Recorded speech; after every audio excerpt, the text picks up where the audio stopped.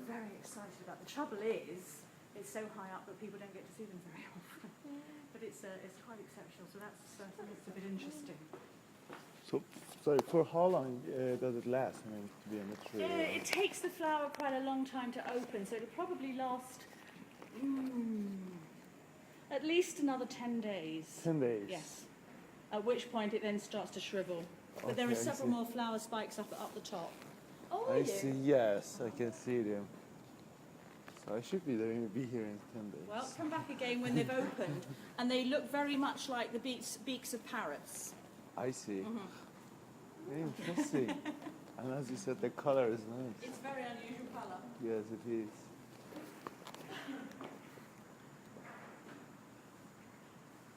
This is one of the side plants. Let's follow the lady. She knows about you. These are ancient. They're very What? so they're unstable. We're doing some kind of business. Most Let's overhear her. second year, he has a tendency to grow a nice big coconut centre. I show this to children. I can ask for their permission.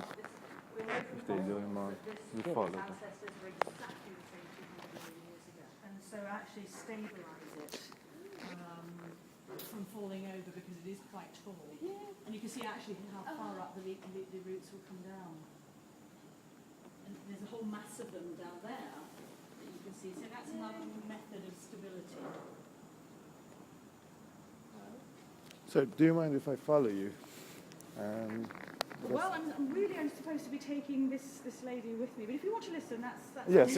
I won't ask any more questions. I will just. She's learning this for the school children that she brings through. I see. I mentioned when we talked about the epiphytes at the beginning, I usually say to the children, they sit on the top of the tree, not to be confused with parasites because they don't harm the tree. But when I get to this point, I say there's one occasion when they can harm the tree. When an epiphyte gets this big and this heavy, it can in fact break the branch that it's sitting on. So at that point, the two will actually then come falling down into the rainforest, leaving a gap. And so a seed somewhere or a young seedling, they will all battle to be the first to grow up and to fill that hole in the canopy and get to the sun. But this is the one occasion when an epiphyte can actually simply break a branch through its weight. And as I say to the kids, this is not a liana. Say hello to the camera. So I say to them, Charles and try swinging on that, you break it. Because these are the roots, in this case, that are coming down, and these are very brittle. So even monkeys wouldn't only a very small monkey would be able to climb on this because they're very, very brittle. What are they called? They're just roots. Roots are just root, right? Yeah.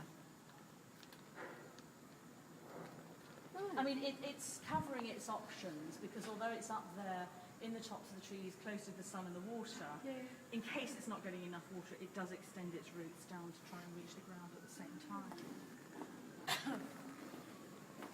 So, really, the coffee shouldn't be in here.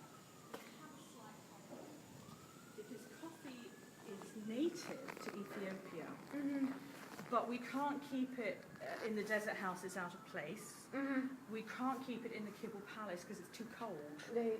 So we have a slight problem. We don't really have a house with the ideal conditions for the coffee. Now, as I was mentioning to you, the bananas, no plant, no commercially grown plant is grown in the country of its origin, commercially. Because that takes it away from its pests and diseases. So coffee originated in Ethiopia, but where do you associate coffee with? Thinking Colombia or Brazil, South America. Everybody always thinks that coffee comes from there, but it's grown there. I mean, you also do get it in Kenya and famous brands, Kenya, for example. But largely, coffee is grown in South America, Brazil, Colombia, those places, because it's got the ideal climate, but also it's taken it away from its natural pests and diseases. On the other side, completely reversing the coin, you've got chocolate, and there's a pod up there, actually. I don't know if you can just see, you can see that up there. Oh, The brown, the greeny type roundish pod like that. Can you? Maybe you can see a wee shoot. No, it's a sort of Here, look, I've got a picture of you. Oh, right. If you look at that. Right. So and it's sort of greeny up through that hole up there, hanging down. Here. There's just a gap up there. I don't know if I think you can have a good view from here. through here, right? You Yes. see through that? Yes, I can see it. If you go a bit further forward. Yes. Follow the main. The main. Yes, the main branch, and you can see it there. Oh, I don't know. I Don't think go. I'm just Actually, oh, there is another one I'll on the come other back side. There is then. another one on the other side. Actually. No, I'm really glad that's up there because I get so angry. Every time one grows low down, it's stolen. Every single time. And it's so annoying because these idiots obviously think they can make chocolate from it. You know, when you say to people you need thousands and thousands and thousands of pods and a factory to make chocolate, you know, they get, it's so annoying. And it ruins it for the kids because they don't get to see the pods. Now, this is the opposite. This comes from You Brazil, can see it from here. but is grown commercially in Africa. Oh, right. Most chocolate is grown in Ghana. And actually, it is thought that Montezuma was the first person to discover using it as chocolate. I see the point you now. see it now. Good. It's so big Good. that I think I was looking for something so You might small. have just thought it was a leaf. I think Yes. so. I couldn't see it for looking at it. Yeah, Well, so it's good. actually an interesting colour because it's easy to mistake it for a leaf. And I see another sometimes. one. Yes, here now. yes, that's right. Oh, wow. But now, you can't really see this very clearly. It flowers out of the trunk. Right. Now, you only get that in the tropics. You don't get that anywhere else in the northern hemisphere. It's called cauliflory, not cauliflower, but cauliflory. When a plant flowers out of the stem and the fruits and what have you actually come out on the stem, that only happens in the tropics. Okay. Now, what Montezuma did, apparently, was he took the seeds. Yeah. Now, interestingly, in the Aztec Empire, the seeds of chocolate were money. They changed hands as money. And he ground them up and discovered that actually it was an interesting taste, but bitter. So he added another local plant. He added vanilla, which I actually see. made it into quite a nice drink. But he did something that we didn't used to, but people are being influenced by South America now and doing it more often. He added chili peppers. Oh, yeah. And if you go to Woodlands, there's my favourite organic food shop there called Grassroots, and they do sell chili flavoured chocolate in there. It's vile. From my point of view, I tried it, it's disgusting. I don't mind. I have tried it. I don't mind it, but I know you get used to it. Yeah, I must admit I couldn't take it at all. But then I have a stomach that really doesn't like strong spices, so I'm a bit strange. That behind the door is called the chicklee tree, Right. and that's the tree that we get chewing gum from. Oh, right. Again, it will produce a huge, great big trunk. And people come along, make a zigzag cut with a machete, and hold a bag or a pot underneath, collect the sap, or the resin, I should say, really, where again it's taken to a factory and made into chewing gum.